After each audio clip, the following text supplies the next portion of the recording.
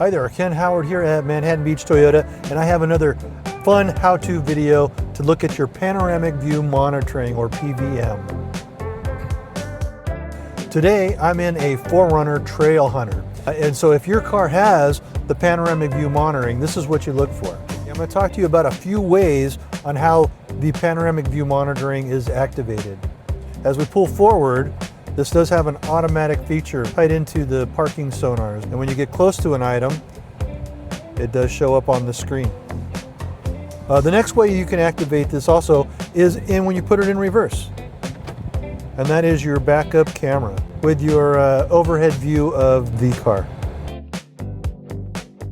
And the third way is the regular Panoramic View button.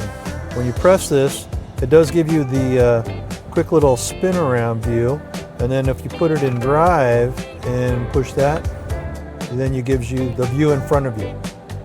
And now that we're activated here at this part, I'm going to show you a couple other ways that you can change the view. So right here you do have your different angle views right here. This is so you can help check the surroundings. This is looking at both your left and front side of the vehicle. This here is looking behind you when you're towing. And then this here is just looking straight back behind you.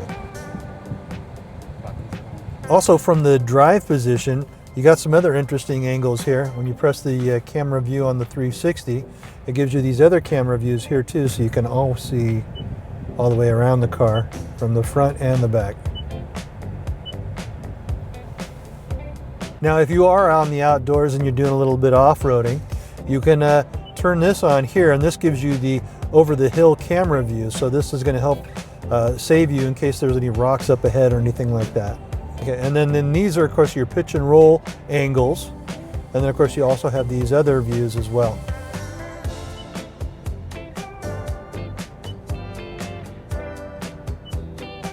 These lines that you see here, these are your guidelines. And then usually the gap distance here between these, you got a red, which is usually 1 foot.